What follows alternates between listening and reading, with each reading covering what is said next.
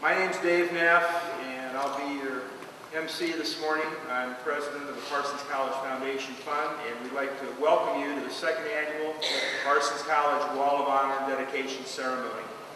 We're honored to have such a great turnout for this event, to recognize members of our student body who have gone on into their chosen professions and have made a mark, not only on Fairfield, the state of Iowa, the country, but also in the world. 1 year ago, on this weekend, we inducted the inaugural class and honored the following individuals.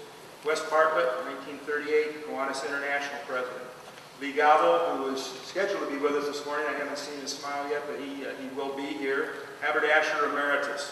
Ryan McClin, class of 69, Senator, Mayor of Dayton, Ohio. Obie Nelson, class of 46, and we have a son, Dick, and daughter Marilyn that are with us this morning. So Dick and Marilyn, if you're here, a moment, please. And Katie, excuse me. Okay, so we have Nelson family representation here also. Thank you very much for making the trip this morning. Legendary coach, Alan Paul, 1967, the state senator. Edward Rogowski, 1965, president of St. Ambrose University in the Quad Cities. Dr. Robert Scott III, class of 63, research physician. Many of you may remember, if you were in school, Marshall Wallace, class of 64, stage and television star. Burl Whittington, class of 52, Shell oil executive. And this year, we have a second outstanding class to share with you today. Each year with our spring e-newsletter, we open a nomination period and invite alums to present names of Parsons College students to be considered for the next October Wall of Honor induction ceremony. Our committee consists of Dr. Robert L. Tree, who's on stage with me at this time, Nancy Wertinen, John Braidwood, John Blackstock, and myself. We consider the names, come to a final consensus, and the nominations are announced in the summer e-newsletter.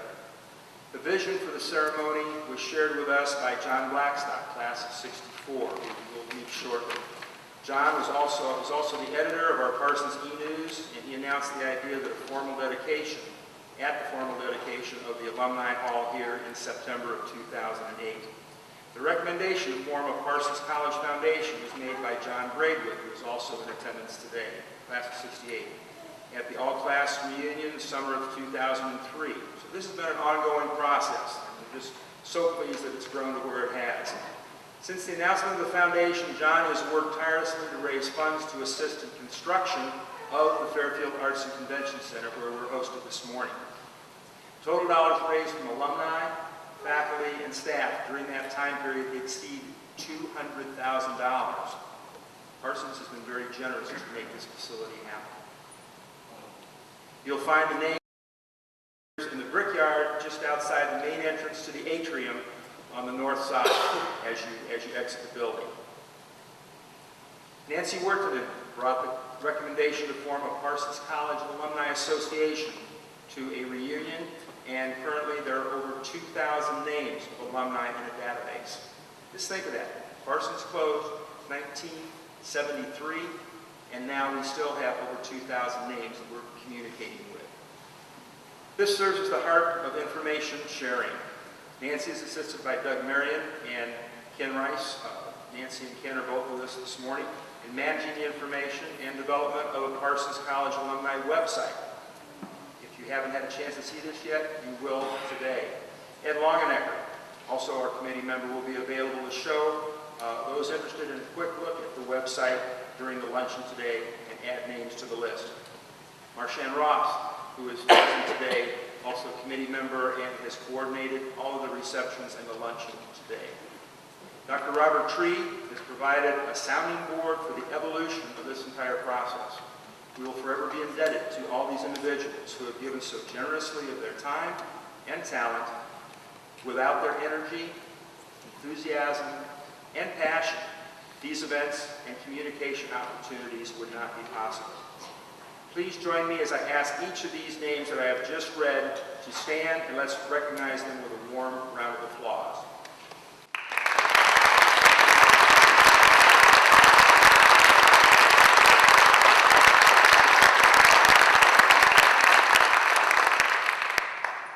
We would also like to recognize those faculty, staff, and trustees at this time. remain standing.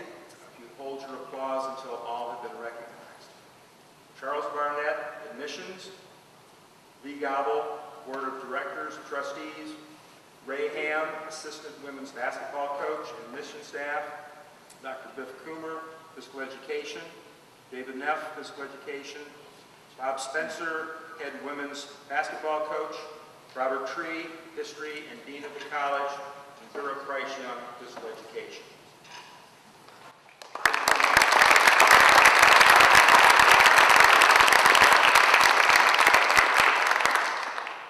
It wouldn't be appropriate if we didn't recognize those folks who have been with Parsons the longest. We'd also like to recognize our earliest graduates and our most recent graduate. Once again, I haven't seen Lee Gobble. He said he's going to be here, but many times being a few moments late makes a better entrance for Lee.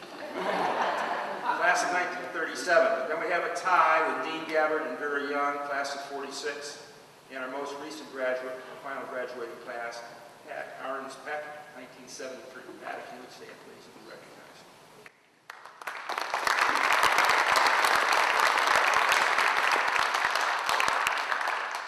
We would also like to recognize the staff and administration of the Fairfield Arts and Convention Center for their assistance in the preparation for the event. Our Mayor Ed Malloy's remarks were originally scheduled to be now, but they are moved to the luncheon time. Now is the moment you've been waiting for the second annual induction to Parsons College Wall of Honor. The procedure will be, I will call the presenter to the podium, and after brief remarks, our honoree will be called to the stage to be presented their own personal Wall of Honor plaque by Dr. Robert Tree. A photo will be taken at this area of the inductee, presenter, and Dr. Tree. The honoree will then be escorted to one of the seats on the far side of the stage, and they will remain there until the completion of the program. All posthumous or initiates unable to attend will be represented by family members or friends. Now for our first inductee. I would like to call on the stage Fred Albertson and Phil Como, who will provide the induction for Roger Bachman posthumously. Phil and Fred.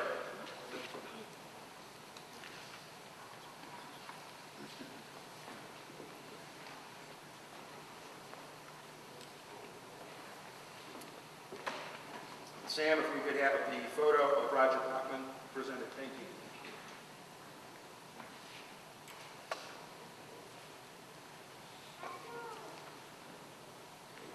Hello, my name is Fred Albertson. Roger and I went to high school together in Westfield, New Jersey, and we were best buddies. We were both new to the area, and one day we were in class, and Roger slipped me a note and asked me to be his friend. And that's how it started, a beautiful friendship. Everyone liked Roger as soon as they met him. He had that charisma about him. And soon there were 7 of us guys that hang around together. And Westfield is a beautiful place to grow up. It's over 200 years old. It's beautiful colonial homes and a nice downtown area of quaint little shops. And there's always something to do.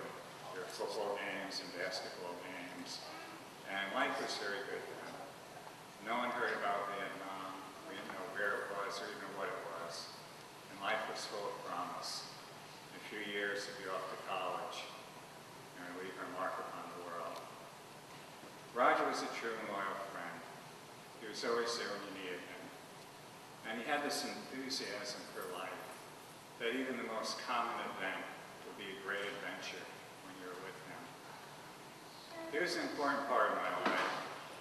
When he died, my wife, Barra, and I were expecting our second child. We didn't know whether it would be a boy or a girl, but decided it was a boy. We named him Roger Joseph. A month later, Barra was in the delivery room, and I was sitting in the waiting room. And Farley's obstetrician, Dr. Healy, was the father of a girl Roger and I had gone to school with. And he came out crying, and he said, "You have a son." And that's the effect Roger had on us. He brought out the very best in us. When Roger died, the gang got together. We went down to Arlington National Cemetery. We followed the horse-drawn caisson up the hill while the pipe and drum played. We passed the tomb of the unknown fallen soldier, which is near Roger's grave. And Roger was buried. We walked back down the hill. At that time in my life, I had this great, great fear. I thought I would grow up and so many important things would happen to me that Roger's memory would just become a tiny little speck that would eventually disappear, and I would forget him. But that never happened.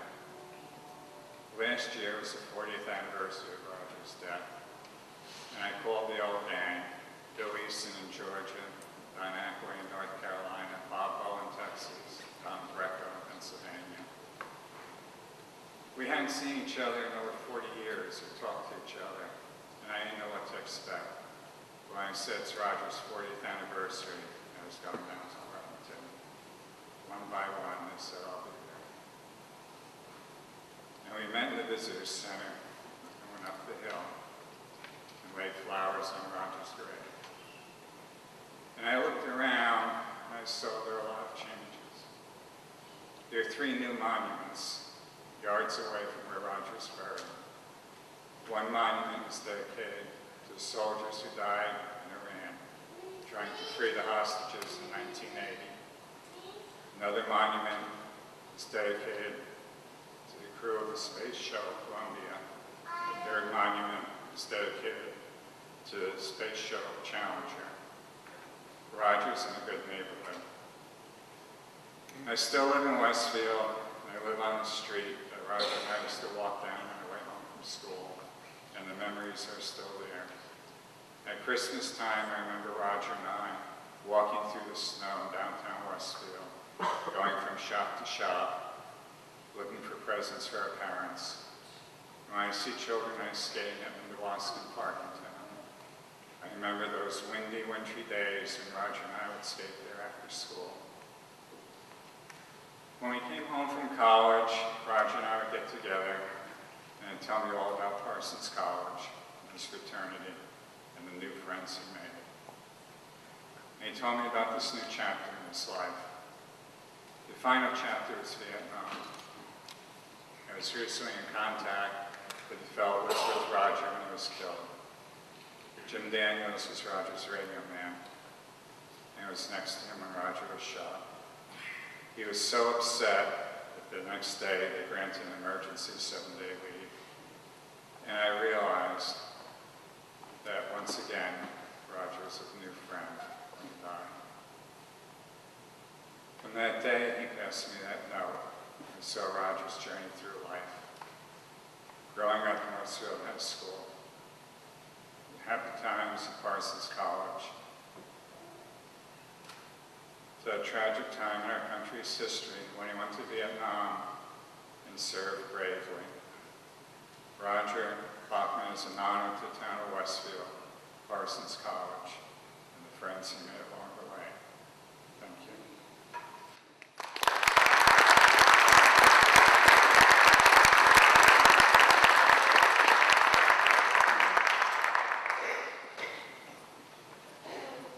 Good morning. My name is Phil Como.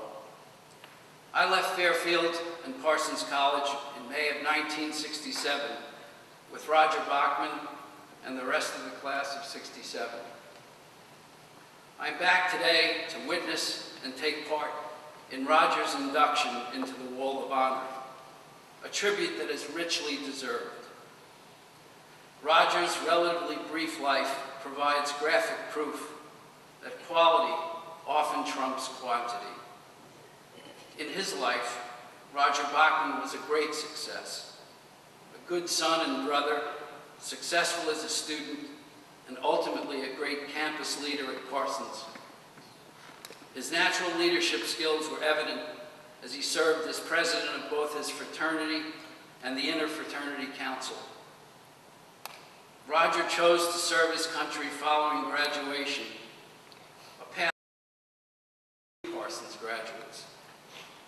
In Vietnam, Roger distinguished himself by earning the Silver Star, the Bronze Star, and the Purple Heart, again demonstrating great leadership skills. In the process, Roger Bachman went out, did the best he could for America, and at the age of 24, gave his life in service to his country. If you permit me a personal aside, I am now 65. I've lived in America for more than 40 years, since I came home from Vietnam. I've had an enjoyable professional career, married well, experienced the joys of parenthood, children's weddings, and grandchildren.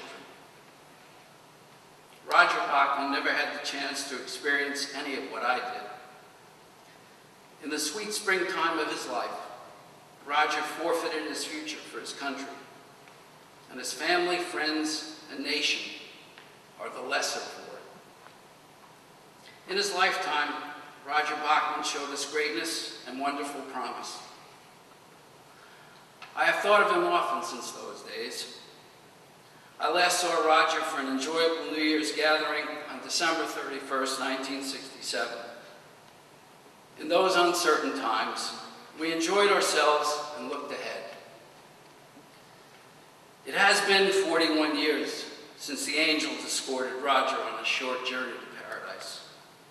My faith tells me that his spirit is with us today. So here in Fairfield, in the shadow of our alma mater, we take this moment to offer Roger Bachman a simple greeting. Welcome home. Thank you.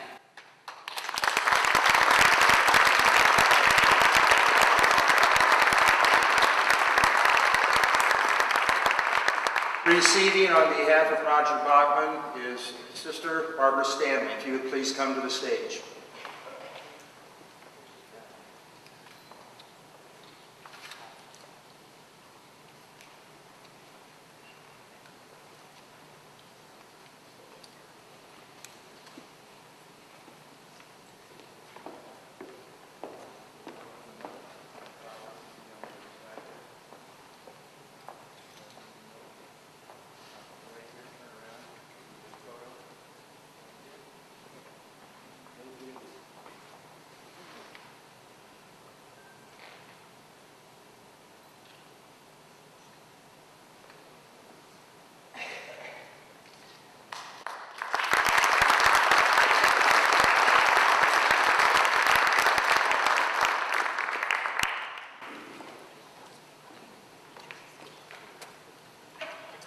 Dean Gabbard is our next initiate. Gene Lutke, I'd like to welcome him to the stage to provide the presentation.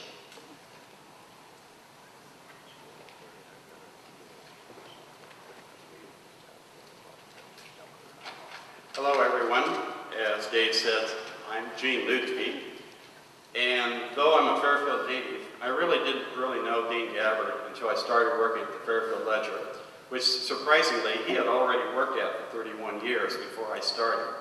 But I was this young kid, they took me in right straight out of college, and Dean immediately gave me a lot of great impressions of what the newspaper career is all about. I worked with him for 16 years, and he always impressed me with his professionalism, his caring, his fairness. There was never a slant to his story. He presented the facts as they were. And every person who walked through the door was treated just the same, regardless what walk of life they came from. Sometimes it really pained him to write some of the stories, and such as it was with the Parsons College closing stories. I remember I'd worked at the newspaper for 5, 6 years, something like that, and I remember the professionalism that I thought he had in presenting the story. He did his interviews, he gathered the facts, he wrote the story, and I know it pained him very much with emotion about the closing of Parsons, but he did it as a professional, as a newspaper professional should do, and that always impressed me. I think of Dean having 3 real loves in life. First of all, his family. He and Joyce had such a great relationship, marriage, and of course his 2 of his daughters, Lisa and Gretchen, are here today to share with us. A second love, obviously, is the newspaper.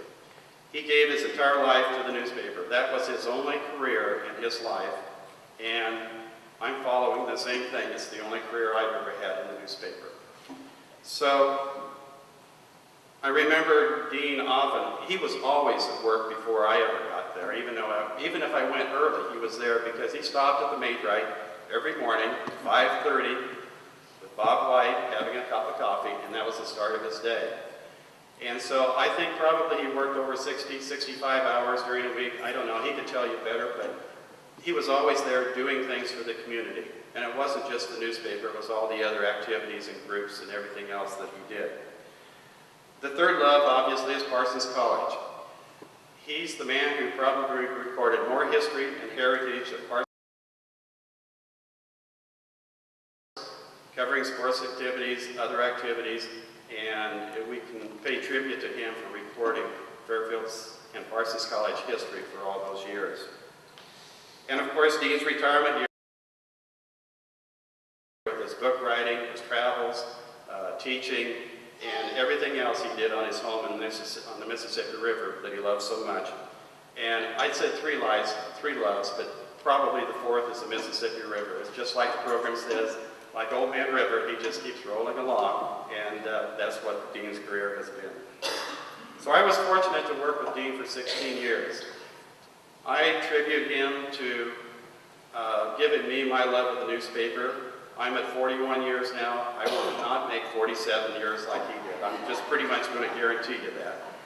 But also his love of Fairfield history and stories.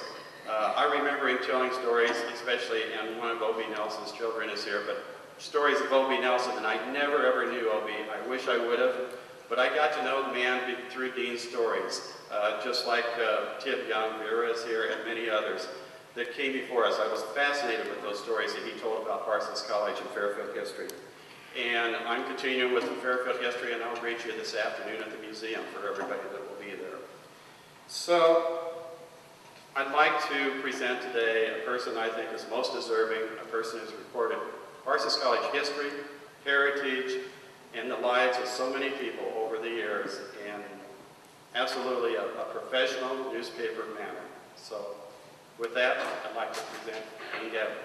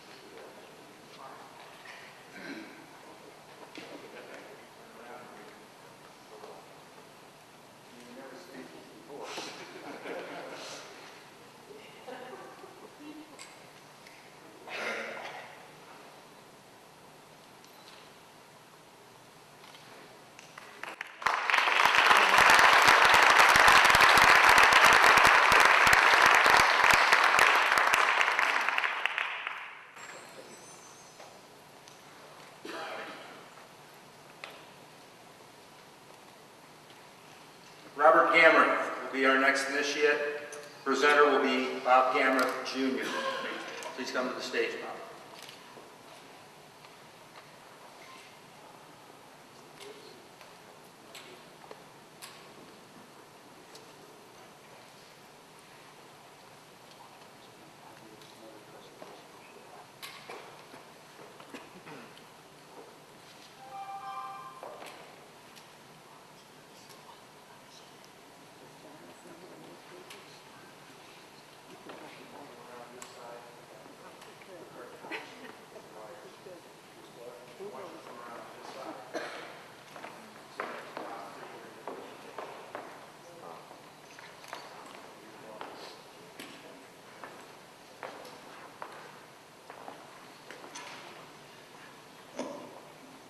Good morning. Good morning. A little too close, I guess. Anyway, the Gamreth family would certainly like to congratulate all the inductees to the Wall of Honor. It's a great honor. I know my dad feels that way, and I just want to congratulate everybody. A little history on my father.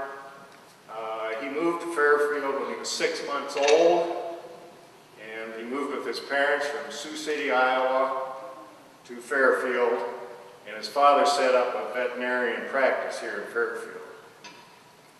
He graduated from Fairfield in 1937 and entered Parsons College shortly after. While at Parsons, he was elected vice president of his freshman class and president of his sophomore class. He worked 2 summers recruiting students for Parsons and was a member of the TKE fraternity. During World War II, he served nearly 4 years in the Army Air Corps, which we know as the Air Force today. Following the war, he was in the Federal Reserves for about a year. In 1946, Dad started Gamreth Insurance, which is now Gamreth, Doyle and Associates. In 1947, Dick Ain, who was a high school classmate and friend of Dad's, convinced him to assume command of the 34th Infantry Service Company of the Iowa National Guard. This was the beginning of 24 years of service in the Guard, and he retired in 1969 as a Major General. I think you would enjoy a couple of stories about O.B. Nelson, since some of you didn't know O.B. and his children are here today. He coached and taught at Parsons, and he was inducted into the Wall of Honor last year. Dad and O.B. served in the Guard together and roomed together at summer camps for over 20 years. O.B. was Dad's deputy. One day my dad was trying to take a quick nap, and O.B. came into their tent and started filling Dad in on his day. It was just shortly after lunch, and these were big tents that housed quite a few officers.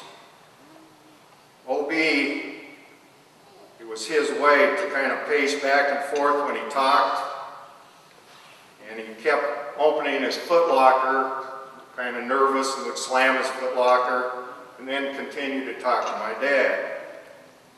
He apparently wanted something out of his footlocker, but while he was talking, he couldn't remember what he wanted. So, about 3 times of slamming that footlocker, he said to my dad, "Bob, look what I've done." Dad looked in the footlocker. It was full of shaving cream. All over, everything was in O.B.'s footlocker. In true O.B. style, he stripped naked. He reached down, grabbed lots of shaving cream, lathered his body. He put on his gun belt, and he paraded across the field to the showers. And this is a true story. Of course, his troops were there too, and they got to witness this to their amusement.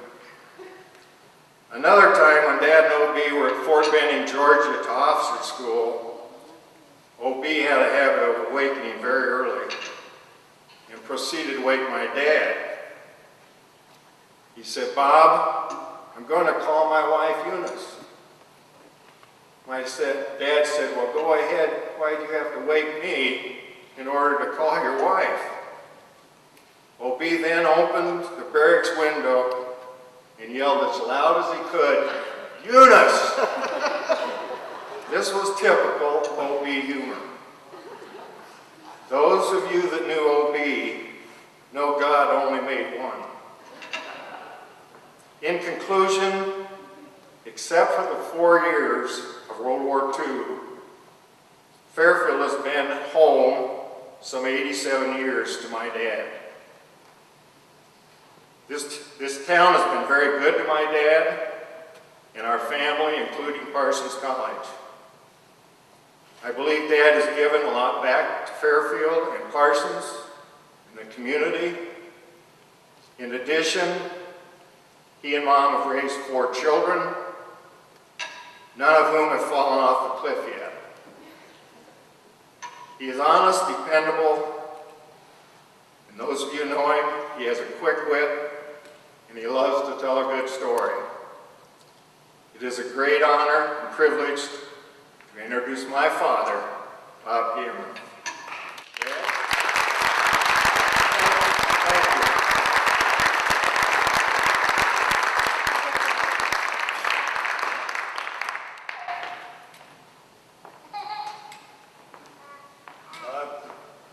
Thank Dave and all the people that had anything to do with giving me this honor. I'm going to take maybe 4 or 5 minutes of your time. The first thing, I'm tickled to death to see one of my old friends, Dean Gabbard. 10, 12 years ago, he wrote my obituary. Now he can finish it. I wasn't going to say this, but I can't think of any other time when I could get all of Parsons College. I am the guy that closed Parsons College, and I have regretted it all my life. It was the toughest thing I ever did. But I told it to one of the members, and he came to me today and he thanked me. I want to explain why Parsons College was closed. Roberts had lost accreditation. The newspapers, Look magazine, everything was called Flunk Out U. They dropped thousands of students. By the time I went on the board after he left, there was up to 5,000 down to 700. Roger Lund was the chairman of the board. I was the vice chairman, acting chairman here now.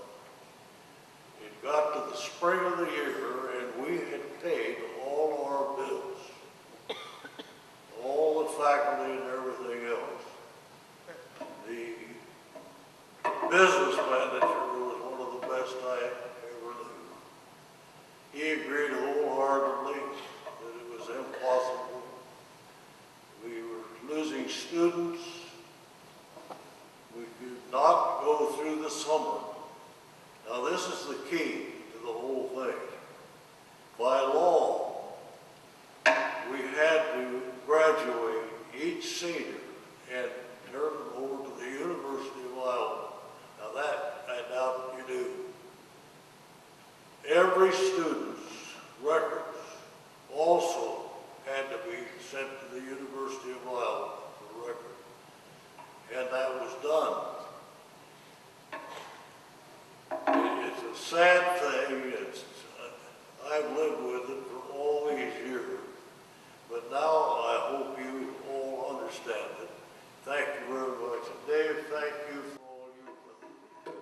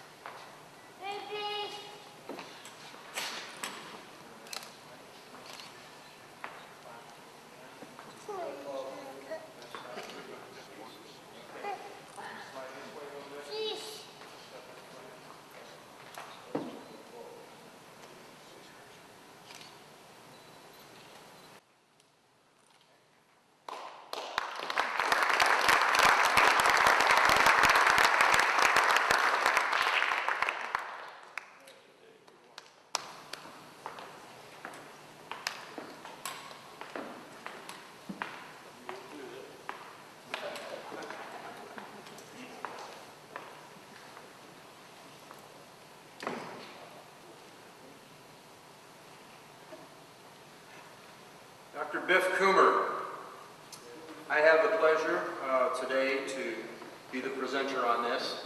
Biff, would you like to come up? You can have a seat next to Dr. Tree.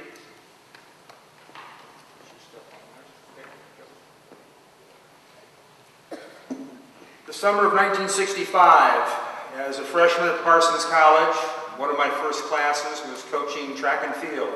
Coach Joe Lutz was teaching the class. This is where I first met Biff Coomer. We were both physical education majors at Parsons, and little did I know that we would become lifelong friends. Biff graduated from Parsons in 1968 and became intramural director for the college and joined the physical education department staff. The following year, he was ready to begin his graduate program at the University of Utah in Salt Lake City. At Parsons, the position of intramural director was open and accepting applications. Dr. Robert Tree was the dean of the college at that time, and he provided the interview and offered the job to me in Biff's year of absence. Biff returned to Parsons to be intramural director for an additional year, and then returned to the University of Utah, where he received his PhD in recreation education in 1973. He had already accepted the position on the faculty of Parsons when the announcement of the closing of the college was made in the spring of '73 that Bob just explained to us. Since Parsons closed, Biff accepted the position in the recreation education faculty at the University of Iowa in Iowa City. He held that position for 2 years until he was contacted by former Parsons president Carl Chrysler to come to the Western Kentucky University, Bowling Green, Kentucky, and teach in their recreation education department. Biff has reflected on Parsons as his springboard, the opportunity to become a college faculty member, opening the door to graduate school, and moving to the level of a tenured professor. Those individuals who opened these doors were Charlie Barnett, who we will hopefully be here for lunch today, Dr. Robert Tree, dean of the college, Dr. Ken Rutger, chemistry professor, Dr. Harry Burris, professor of physical education, and Dr. John Ward, chairman of the physical education department. These men saw the potential with our honoree and gave him guidance and the support of reaching for the graduate degrees, coming back to Parsons with a master's degree in recreation education from the highly respected University of Utah program. Under the direction of Dr. Owen Hunter, Parsons College provided the faculty who worked for the college to give the students the opportunity to encourage them to be successful in life. The Where the Boys Are WTBA organization was founded on the campus, and Biff was one of the original members. This social organization evolved and continues to this day to be a very cohesive group of individuals who all became very successful in their chosen field and still keep in contact through reunions and support for each other. The summer months would be free from teaching, and our honoree's lust for adventure has carried him with the Iowa Mountaineers to such mountain climbing expeditions as Mount Kilimanjaro in Africa, Mount Blanc, the Matterhorn in Switzerland, South American mountains, and the Inca Trail in South America in 1986.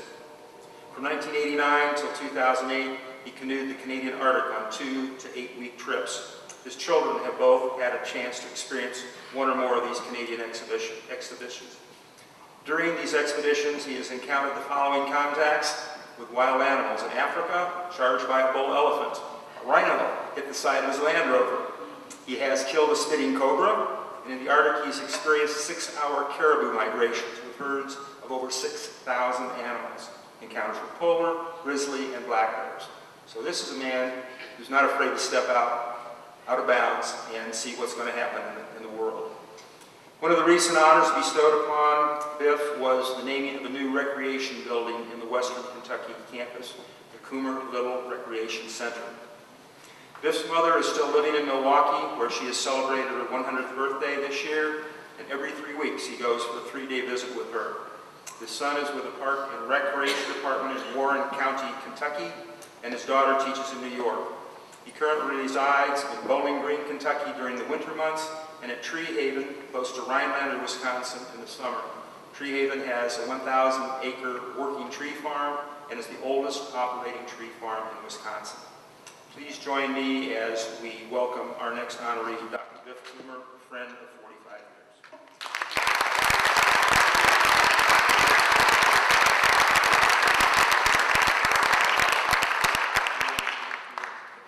A few words, I wish, yeah. I've never been able to say a few words.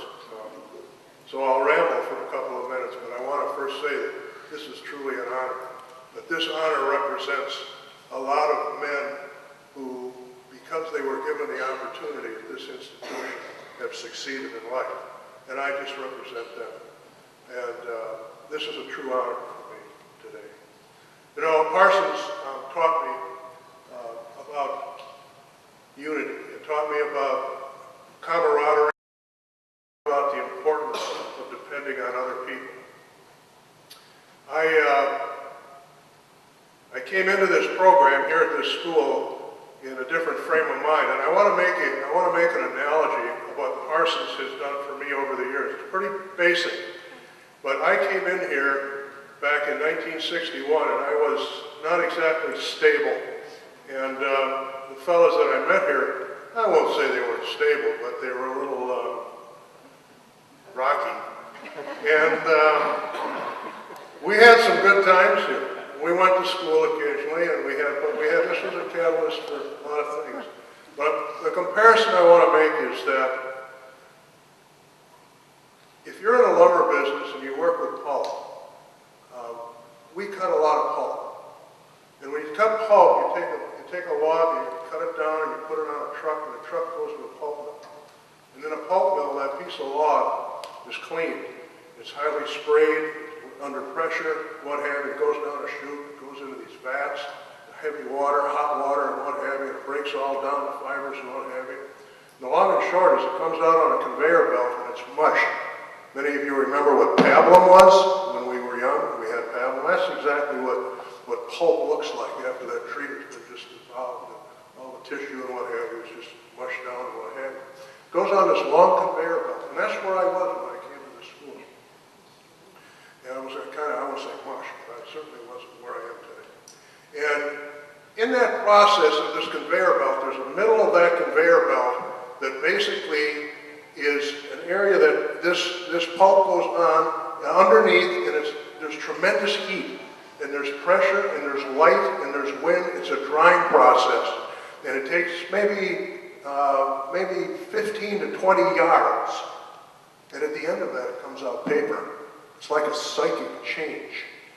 It changes from mush to paper, from mush to substance. That's what this college did for this man and for a lot of the guys that I went to school with here. And it was a catalyst. It was a catalyst for something that came out that was strong, that had eyes, that could see, that was able to think for himself, for ourselves. It taught me how to read. It taught me how to write, this institution did. It taught me how to be a man. It taught me how to serve others. And I like to use that analogy because most of the people that I know at this college, that went through this college, were given a second chance. And this institution was the institution that gave us that second chance. And everyone, without an exception, that I know of in the group that I was with, has been successful in his endeavors in life. And I think that is that's something that we should be very proud of. It's an absolute, and we should be proud of that this institution was a catalyst for our successes. And because of that, the institution was made up of people, and those people allowed us to become who we are today. And that's a wonderful gift. It's an absolute gift. And I think of Parsons College every day. And I came back here a day early to go around to the old haunts. As we all know, change is constant. Things aren't the same, but they are the same. It's like we're in a big cocoon. It didn't matter if you were a teak or a phi sig or where the boys are, or a rummer, or alpha gamma, or delta zeta, or blah, blah, blah, blah, whatever. We're all family. We're all interspersed, and we're all together like a big cocoon. We get into that cocoon, and here we are, from different age, 1936 to 1968 to 1973, and we're in the same room talking. It's like being in a big classroom, sharing. It's that camaraderie. It's the strength of unity. This institution taught me how to appreciate that and try to live that life. The three things that I live by today, and basically as I look back, I didn't realize it initially, but I trust in God, I clean my house, and I try to help people every day. And you know, I think that most of the guys that I went to school with here, who are successful, and they all are in their own rights, do the same thing. What a beautiful blessing. And I'm blessed to be here today, and representing a lot of other guys who aren't here today, but are my pals, and I still see them.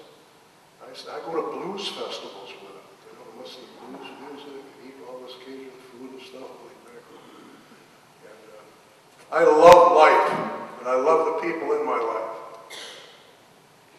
And I hope you do too. And thanks a lot for being here, and thank you for having me. I don't know what else to say. I just think it's wonderful.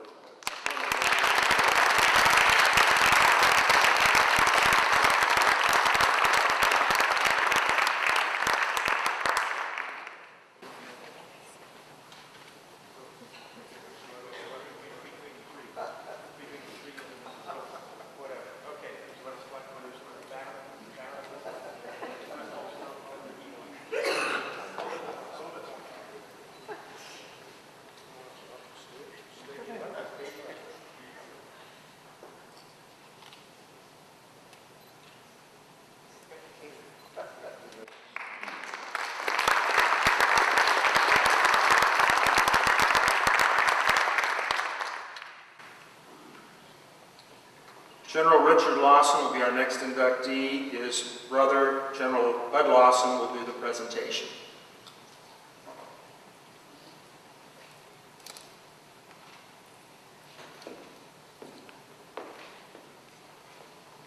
Thank you, Dave.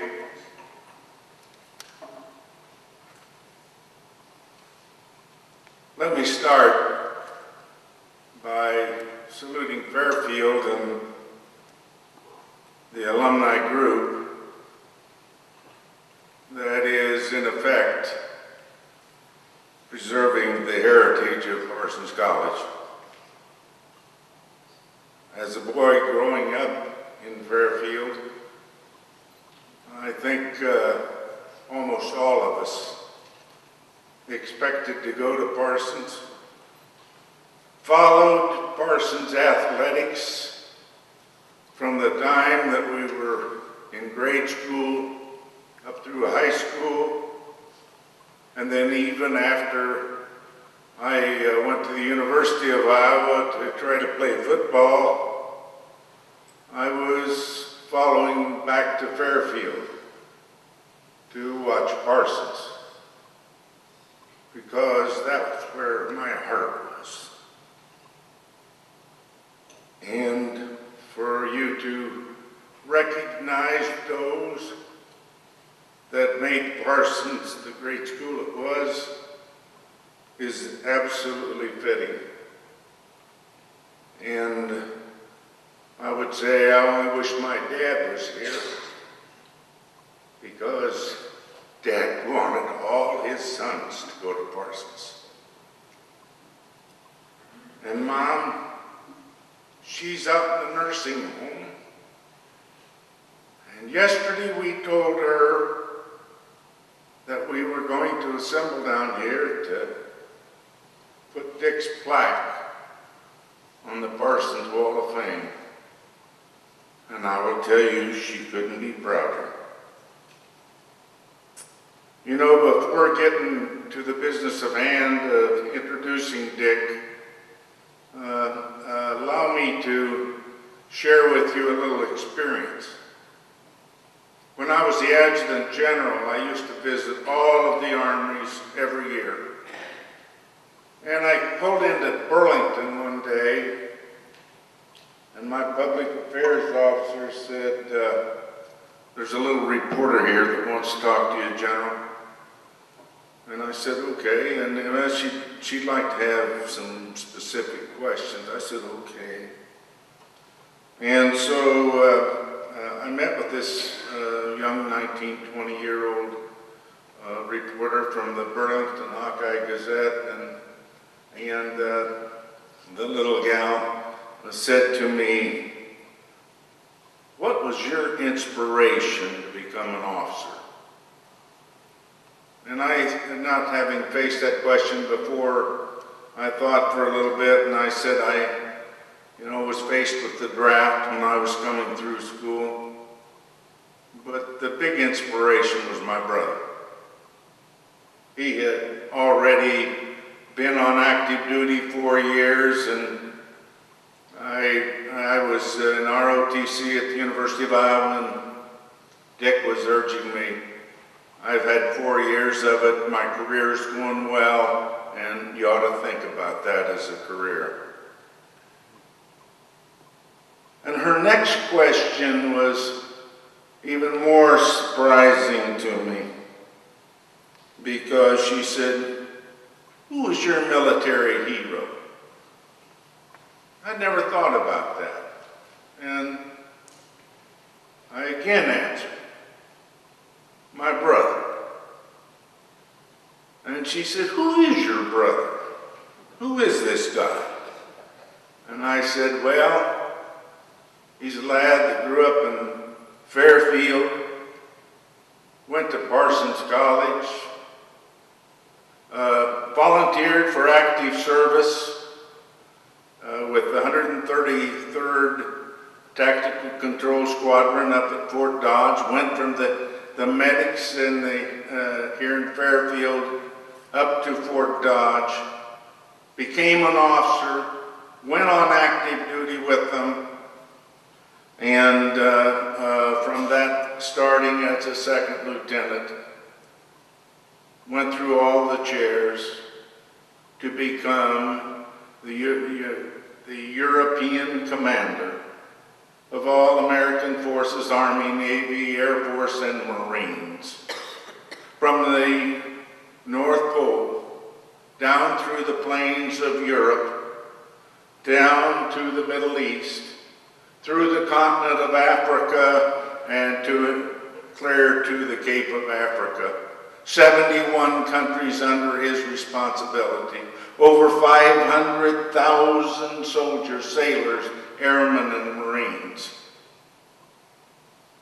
Oh, indeed, over 22 awards when he retired from significant awards when he retired in 1986. And so is it any wonder that this is my hero?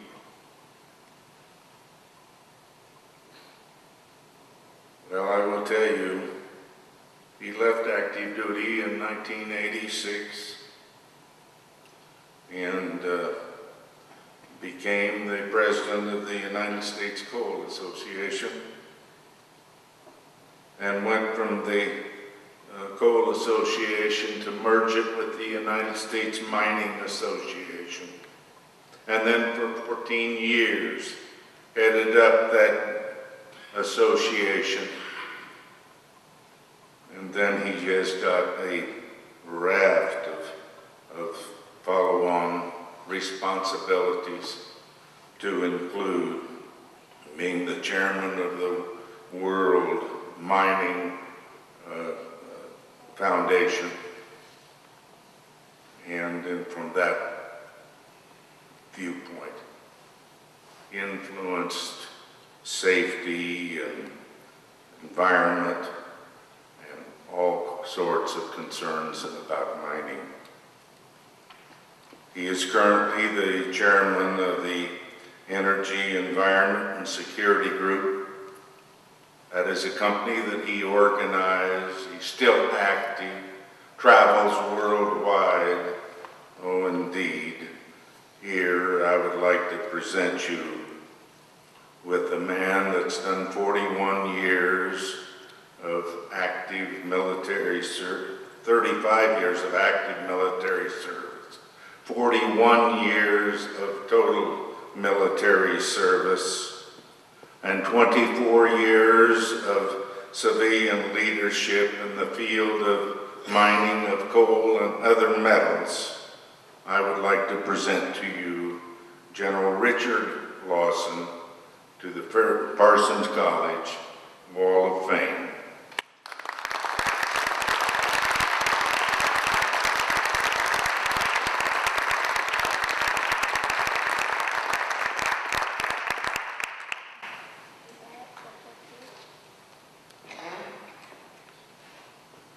It won't take but a minute.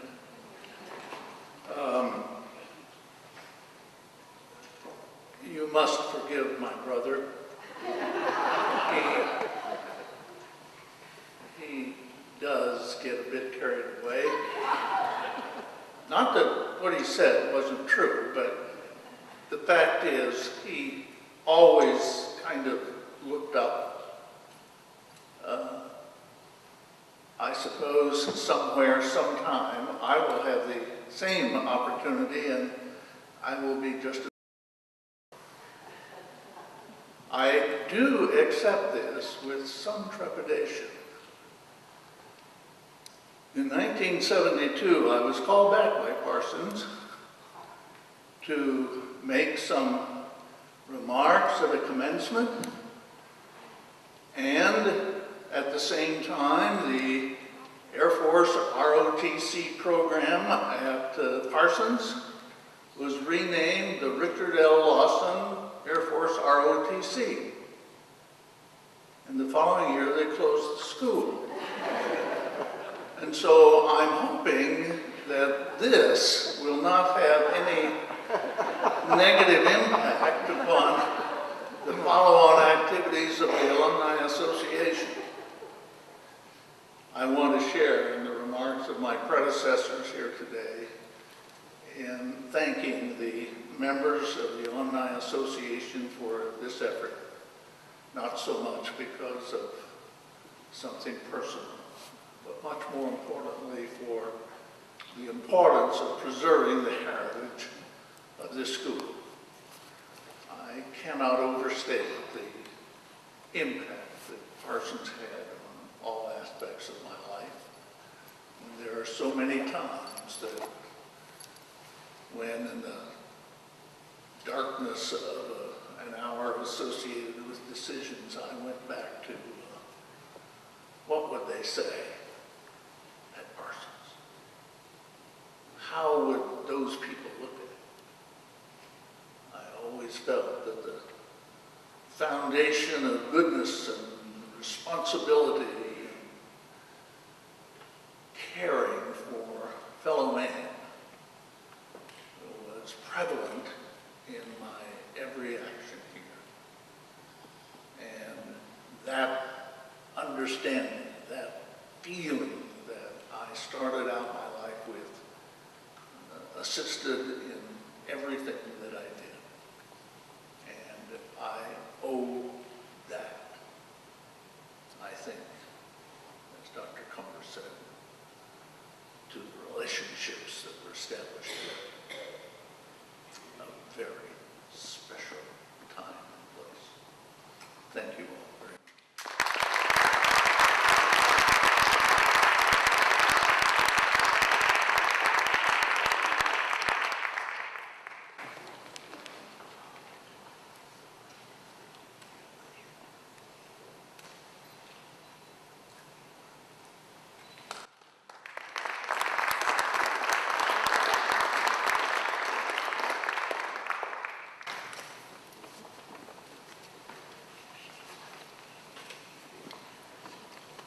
Our next inductee is Roger Nielsen, and I would like to call John Blackstock, one of my colleagues with the Parsons College Foundation, as well as the Alumni Association, to be the presenter. John.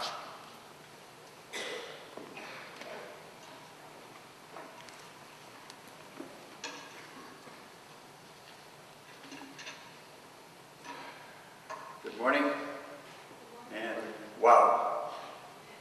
Wow and double wow. What a distinguished class of honorees. What a diversified class of honorees. Congratulations to all of you and all of you on your way up. With today's induction ceremony, we're now up to 19 members of the Parsons College Wall of Honor. And I'm honored to be presenting one of the honorees. Roger Nielsen. Roger Nielsen. Teacher, coach, and counselor to many. He was an athlete and he was a leader. Roger was a talented star both on and off the field before he came to Parsons College. As an athlete, what he achieved his freshman year has never been done before in the history of Parsons College, nor was it ever accomplished after. First of all, it was unheard of that an athlete would play 4 sports. It was even more amazing that if an athlete played 4 sports, that he would letter in all 4 sports. But what's most incredible about Roger Nielsen is that he played 4 sports, lettered in 4 sports, and won 4 varsity letters his freshman year. It's never been done in the history of Parsons College. But Roger didn't stop there. He was just getting started. He went on to earn a total of 13 varsity letters during his 4 years at Parsons College in the sports of football, basketball, baseball, and track. No doubt, if the college would have offered bowling, golf, and tennis, he probably would have won letters in those too. He was a hard-nosed competitor from the get-go. Roger capped off his senior year by leading both the Parsons football and basketball teams to Iowa Conference championships. On the gridiron, as quarterback and team leader, he ran and passed the team to an undefeated season. Then he followed that up by leading the fast-breaking Wildcats basketball team under Coach O.B. Nelson to its 2nd conference title of the year. But you know what? Getting to the Parsons College Wall of Honor is not just about sports. As we mentioned, Roger was also a leader, and he was an organizer. He was a teacher and a counselor and a coach, and he impacted many. Following graduation in 1956, Roger joined the Parsons Physical Education Department. The diversified Roger, at one time or another, coached just about every sport. And he is credited with starting up and bringing the men's varsity tennis program to the college. As a freshman, I remember distinctly Coach Nielsen as my physical education instructor. Some teachers and coaches you just remember, and some you just don't remember. I'm not sure if I was a good PE student or not, or what a good PE student was, and I certainly would appreciate it if you did not ask Biff Comer, Dr. Biff Comer. But I remember Roger Nielsen vividly. He stood out from the others. He was intense, and he was focused. There was no doubt who was in charge. He was no nonsense. He was quiet. He didn't say much. He did. You listened.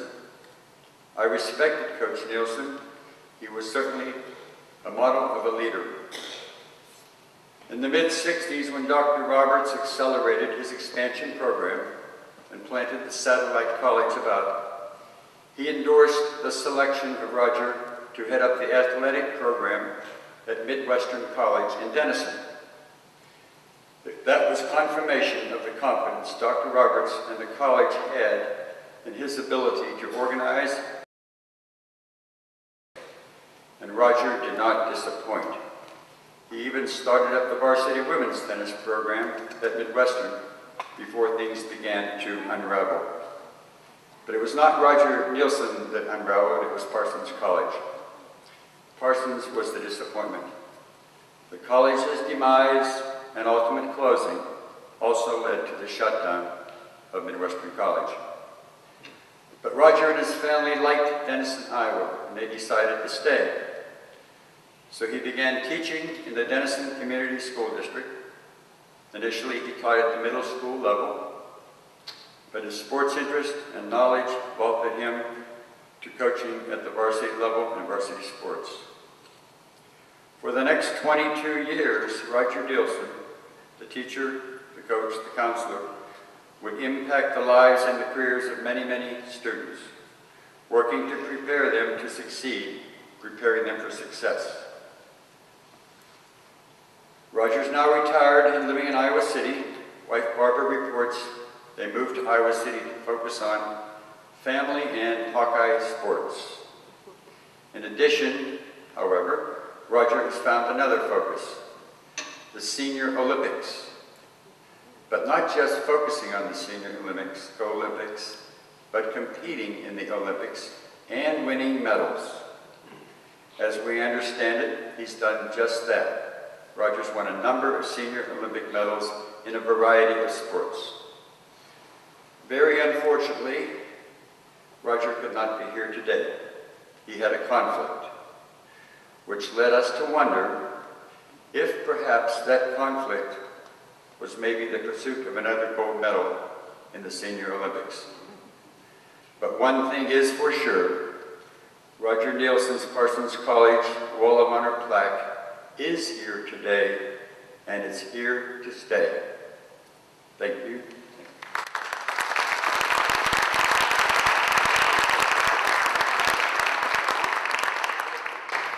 Bill Pedrick would please come forward. He played tennis for Roger Nielsen when he was attending Parsons, so he will be an excellent representative on this.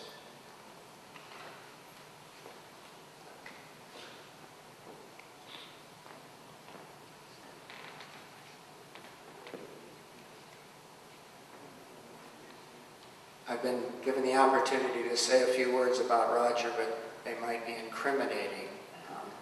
On one occasion, I reported for practice with a stomach ache, and I'll never forget, he gave me a lemon drop. It was not my most admirable moment on the court. I have had the opportunity to visit with him, and I've told him that I'm very disappointed that he's not here today. But later on, I do have pictures of Coach Nielsen and some of those semi-flattering tennis shorts that I donned during the time that I played from 60 to 64. So catch up at lunch on that score.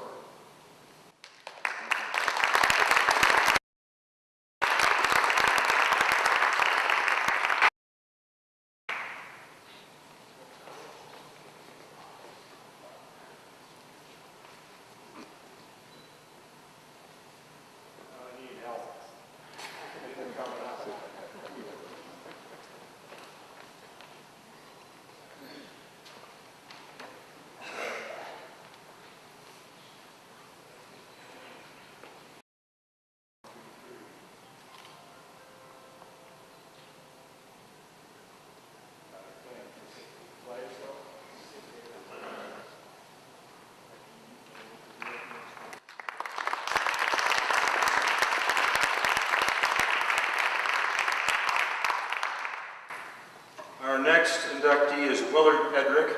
We're asking Bill to do double time and recognize his father in the presentation. Bill Pedrick.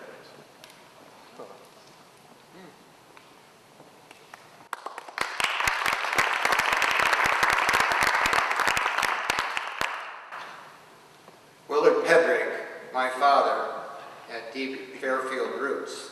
He was born and raised right here, graduated as a Fairfield Trojan. And I would be remiss if I didn't acknowledge that there were 3 women in his life who had immeasurable impact. First, there was his mother, Rachel Lumsden Pedrick, who made it possible for 21 students, including yours truly, to attend Parsons, providing them with a roof and sumptuous meals.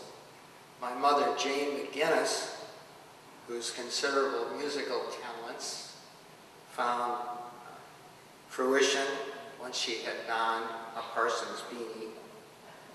And my stepmother, who's with us today, Joanne Pedrick, who was a loving, lovely, sagacious mate who complimented my father during his middle and later years, and yes, remains an impassioned Democrat.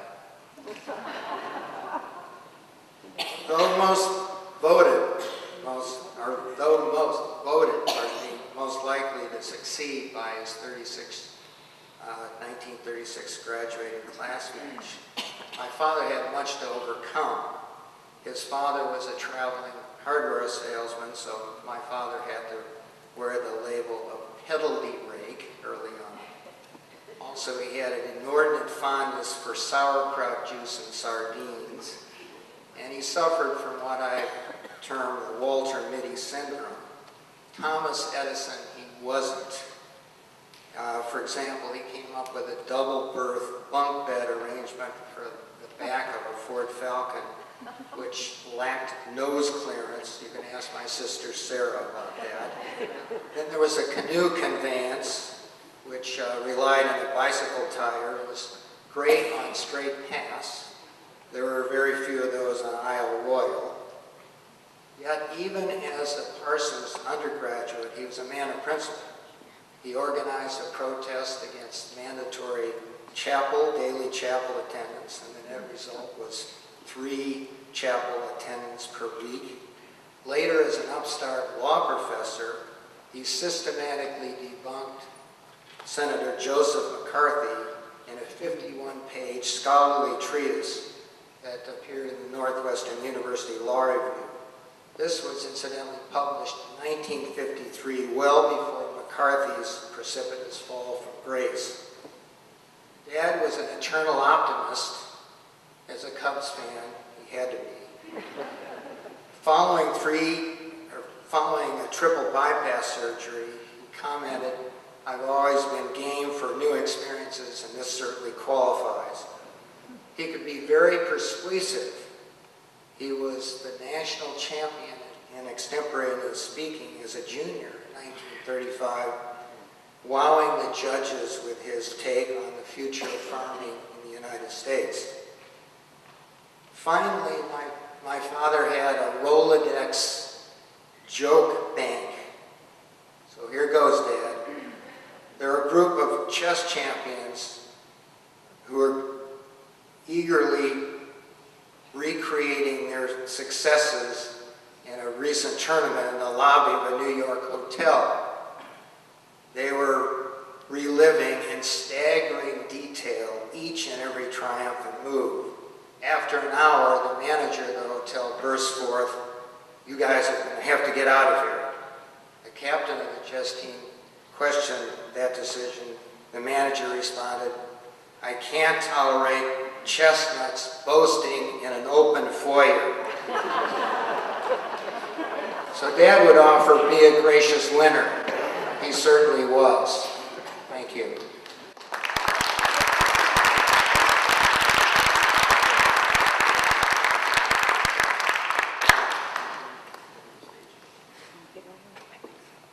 Both of my sisters will be coming forth to help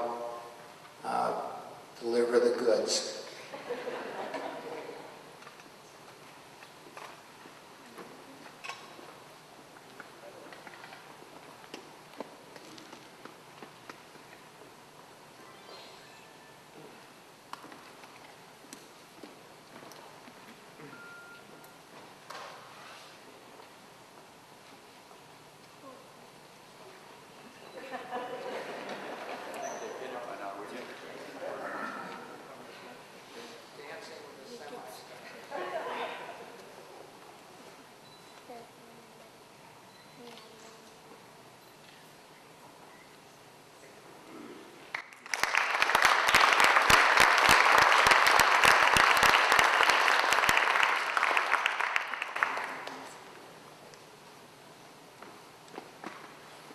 Next inductee is Commander Larry Spencer.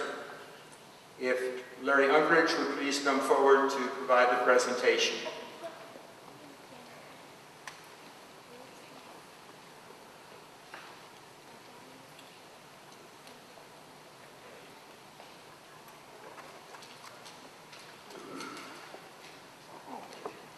Good morning. My name is Larry Unkrich. I was raised here in town and graduated from local high school, went to Parsons, went away for a few years and returned to my roots like so many of us seem to have a tendency to do.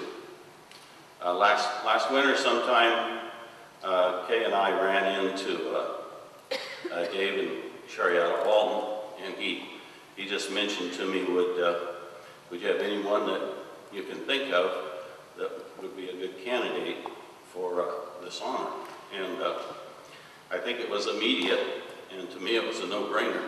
I just popped up, yes, Larry Spencer. And so, as time went along, and Larry and Dave got together, things evolved, and here we are at this time.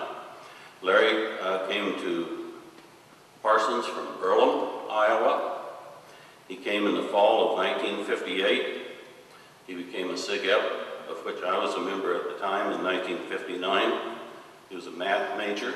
I too was a math major, so that meant even more dialogue between us and get to knowing one another. He graduated with honor in 1962. He joined the Navy in February of 1963. He was on the USS Enterprise, assigned there in 1965, and of course it was in Vietnam. He was shot down on February the 18th, 1966. He was a POW for, I say 7 years. He says 7 years minus 6 days, and I'll bet you he remembers that well. He retired as a commander in 1985, and he returned to his roots in Iowa in 1995, and Larry and his wife live in West Des Moines. I knew him at Parsons, as I said, because of the math relationship primarily, and that would have been through Vic Rail. And I know many of you remember Vic Rail, and he brought a lot of people together and did a lot for all of us, including the two Larrys. You know, we haven't been necessarily close. We've always been friends, but I stayed in contact through Vic when Larry was a POW. He would kind of, or we would keep each other updated. But there were some other connections. For example, Dr. Roberts has been mentioned a time or two here, and I tutored Dr. Roberts' daughters in math when I was there. When I graduated and left, Larry took my spot in doing that. And I thought that was kind of unique.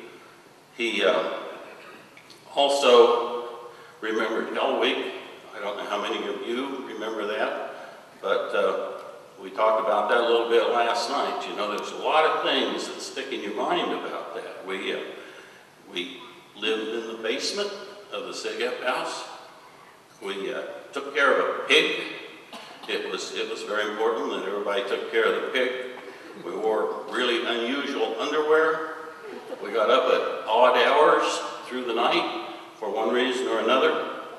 And we had scavenger hunts. And it's kind of neat to reminisce about things like that. You go through life and you establish friendships, and maybe you don't see people for even 20 years. But if they're true friends, when you re-meet them or reconnect with them, you pick up right where you were when you last saw them. And that's a relationship I think that I've had with Larry.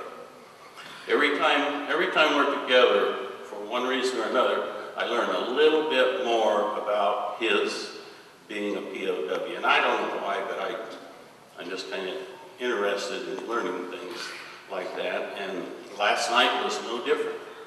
He was talking to Dr. Tree, and he said something that just kind of went right over my head, and so we went back to it.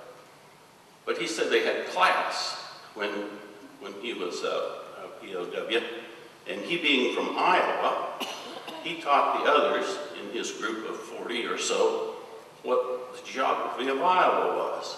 And he being a math major, he held math classes because some of them were not in tune with math. So I think that's kind of interesting to learn about those things. And I'm very proud and very humble to have the honor to make this presentation on Larry's behalf. I think we all owe people like him a great debt of gratitude for their sacrifices in keeping us free and protecting us. I thank you. And his professionalism. And I was very fortunate to be kind of taken under his wing. One of the first things he did was he gave me the opportunity to be an assistant to Tib Young, and I corrected general math papers for 3 years. And Tib Young is an example of being a gentleman. He has formed a basis for my relationships with others. I was not the only Parsons graduate who found their way to Hanoi as a prisoner of war. General Lawson and I talked last night about one of his classmates and fraternity brothers, Jack Bomar, who was an Air Force major when shot down over North Vietnam, and he spent about 6 years in there. And people who had heard about Parsons could not believe that this little school in Iowa had 2 of us there in Hanoi.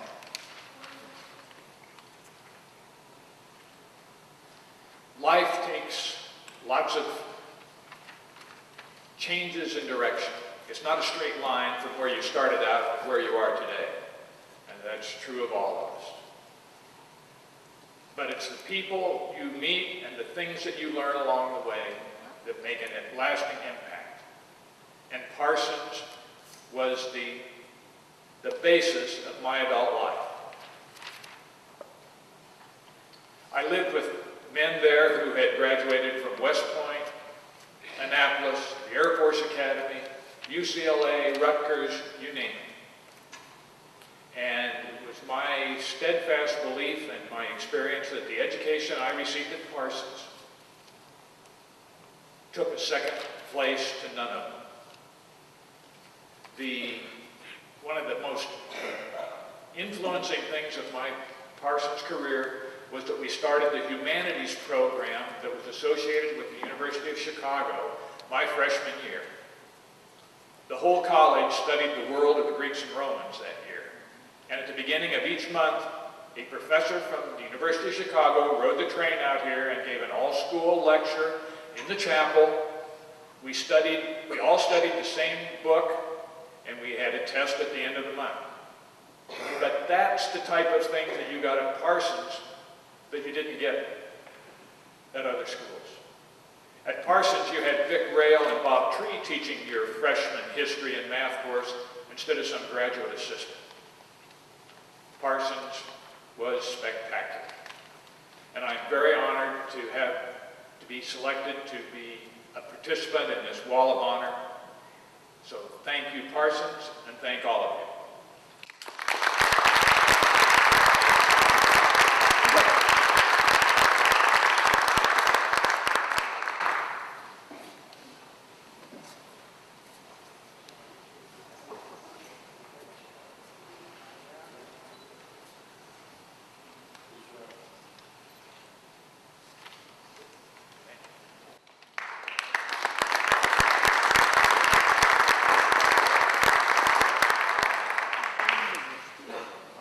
Inductee is Susan Fulton Welty.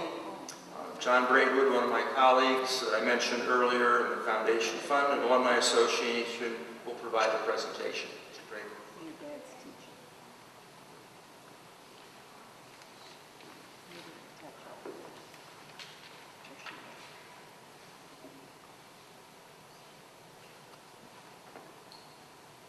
Although I ever have a special treat for you people, it's indeed my sincere pleasure to introduce to you Susan Fulton Welty. In short-term words, what an extraordinary lady. She was born in Fairfield in 1903. Her father was the United States Senator. She graduated from Parsons College in 1927 with a Bachelor of Science in Biology. But her academic achievements did not stop there. The University of Utah and earned a master's degree in speech. This would be the precursor to what would be a brilliant career in writing. While at Parsons, she was the editor of the portfolio, and incidentally, wrote the words to our alma mater. On September 2nd, 1930, she married Dr. Cho Carl Welty, who was a professor of biology at Parsons College from 1926 to 1934. Subsequently, Professor Welty and Susan moved to Beloit, Wisconsin, where Professor Welty became Dean of Biology at the academically esteemed Beloit College. Susan soon discovered that her passion was writing. As a matter of fact, over her career, now feature this just for a minute, please listen carefully. Over her career, she authored over 32 publications and books. Described by a personal friend, she was small in stature, long braided hair, cute, appealing, articulate, and well-versed on an amazing amount of subjects. Susan Welty was for the birds. She authored The Bird Banders, Conservation by Common Consent, and co-authored, now please listen to this carefully, she co-authored with her husband, The Life of Birds. In its third edition, it became the most widely used textbook on ornithology in the United States. As a matter of fact, one would have to look at John Audubon to find another author who had more impact on bird study than Carl and Susan Welty. Prolific and diverse in her writings would be an understatement. As an example, she authored Knight's Ransom, a non-fiction book written for children about medieval falconry. Look Up in Hope, a biography of Maud Bellington Booth, known as the Little Mother of Prisons. And get this, she authored The Man Who Invented Miles Per Hour, a biography of A.P. Warner. I don't know if you're familiar with Warner gauges, but they are often, or they were in position in many cars. And this article was published in Car and Life magazine in 1957. And of course, most of you are familiar with the book, A Fairfield, a wonderful biography of our beloved Fairfield. Yes, she was so very, very special. And today, she so very deservedly becomes a permanent member of the Parsons College Wall of Honor. Would you please welcome Barry Young, who will accept this award. And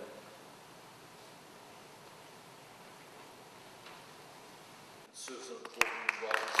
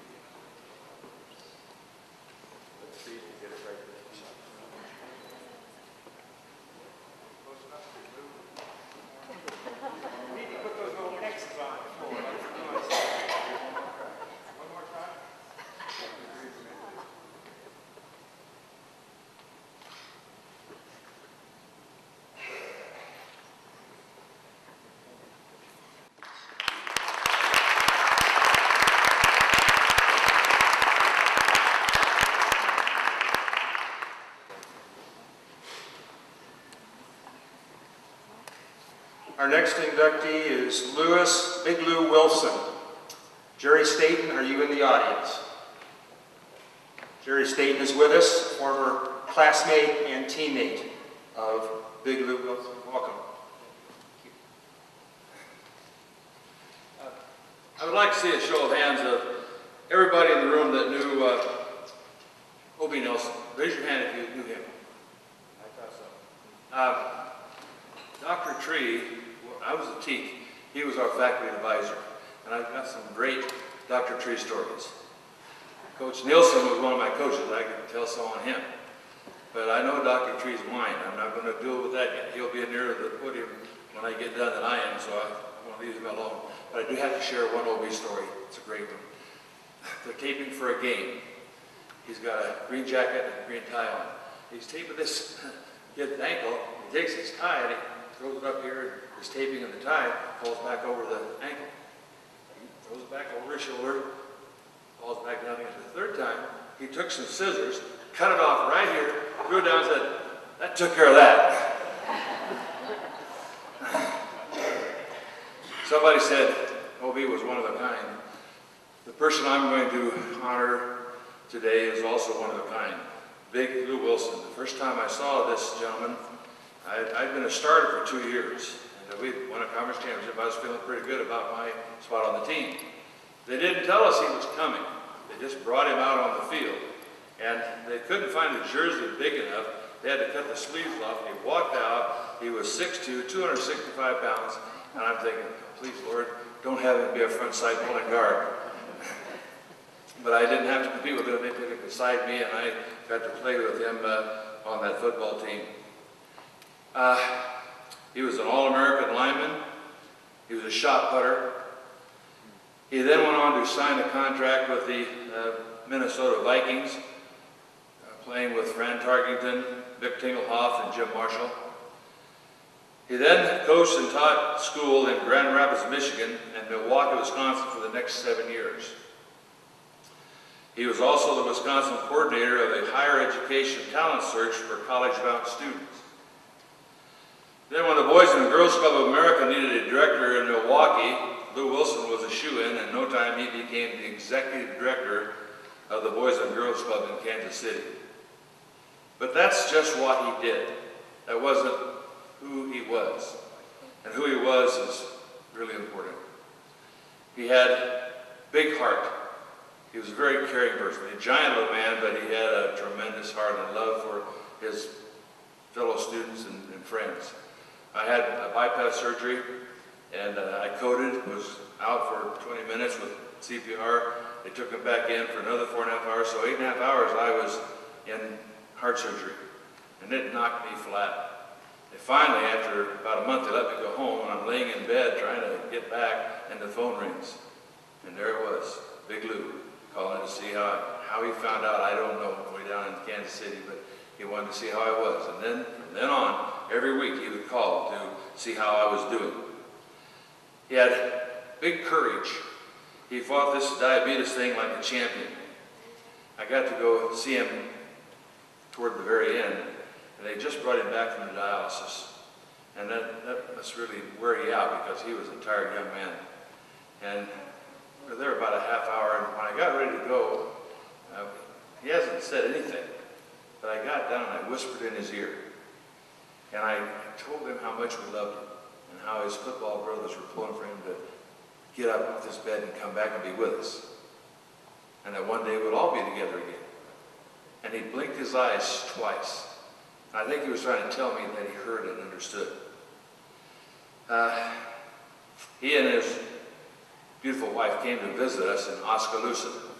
They were a little late getting there because they went to Osceola first. Osceola, Oskaloosa sounds the same, but they're in opposite directions. But while they were sitting there, the glow on his face when he spoke about his 2 daughters and when he talked about his grandchildren was very obvious. And the way he said his wife's name spoke of the great love he had for her. And I shed tears when he left us, tears of joy that I had the privilege of knowing him and associating with him. And I'm a better person for having been a teammate of this wonderful person. And in this old world of give and take, there are not enough men who have what it takes. But there was at least one, Big Lou Wilson. So I proudly present to you, for induction, Big Lou Wilson.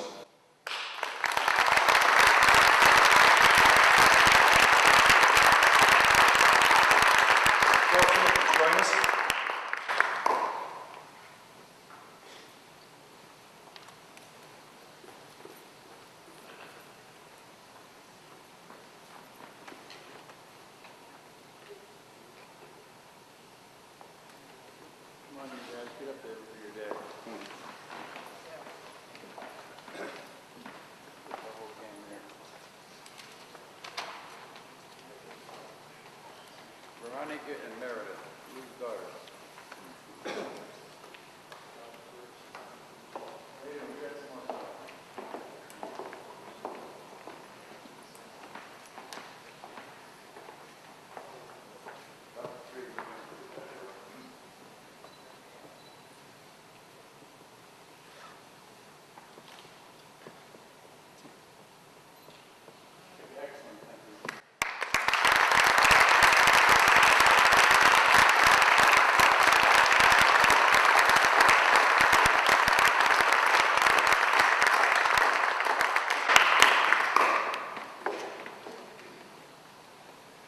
There, my friends, is your second annual class, Parsons College Wall of Honor. We have quite a diverse group and quite a lot of smiling faces. We're very, very thankful for that. At this point, I have another gentleman that I'm going to recognize from the audience who is a visionary. He is a Bell Lab engineer, retired from Chicago and moved to Fairfield. When the Barhide Chapel was getting ready to be dismantled, he said, "We cannot let the Barhide organ go into the rubble pile. It must be saved." He had never dealt with a pipe organ before, but being a man that was not afraid to learn, he gathered all the information that he could. And pipe by pipe, wire by wire, the Barhide Chapel organ was dismantled. It was put in storage for 8 years. Fairfield Arts and Convention Center, the Stephen Sondheim Theater for the Performing Arts was on the drawing board, and we knew there would be a spot for the Barhide Chapel organ. As this theater was being completed, our next gentleman that I'm going to recognize took these pieces of pipe individually and put them back up in the 2 lofts that are on either side of the stage that you can see. And he, along with a good close friend of Parsons, Bob Glocky, took time to tune and climb up and down the catwalk. And I don't know how many times, but from what John told me, it's over 2,000 hours of volunteer time that John Conant has done to make this work. And so at this time, I would ask John if he would stand and please recognize him for his labor of love in preserving Barhide organ.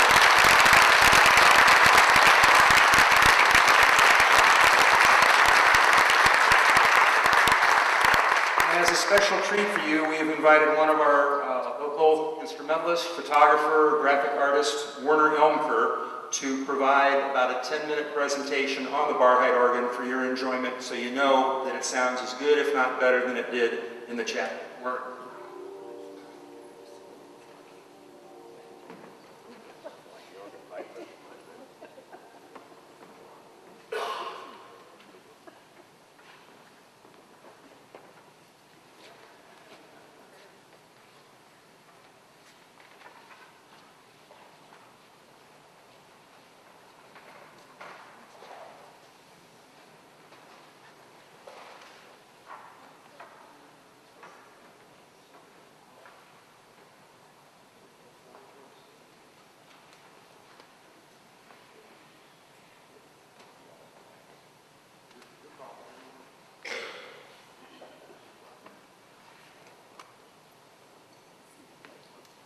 One notation here, as John was putting this together, he said it was always in a permanent position in the Barhide Chapel, but on this stage it needs to be mobile.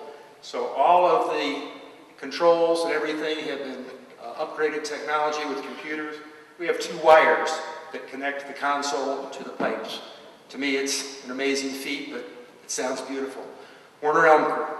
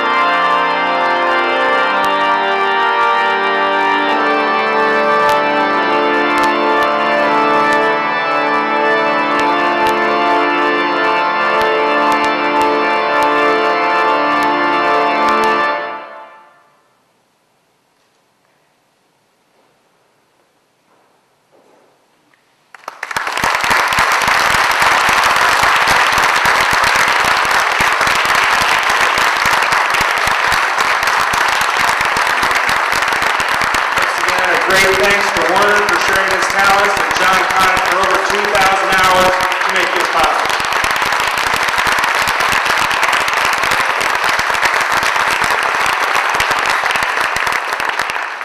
Now, without further ado, many times the announcement was made, Elvis has left the building, but Gobble has entered the auditorium. Mr. Lee T. Gobble.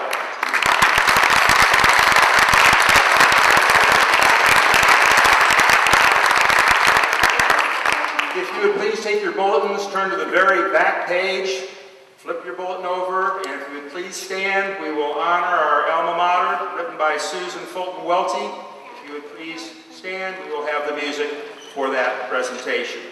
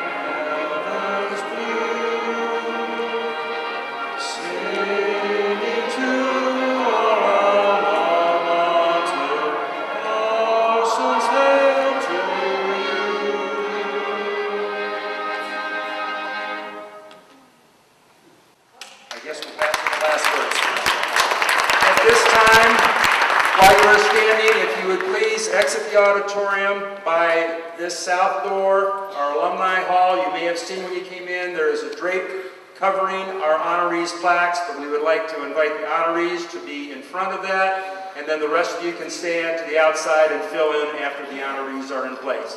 Thank you very much for your attendance. We will do the unveiling and then move across the atrium for our luncheon.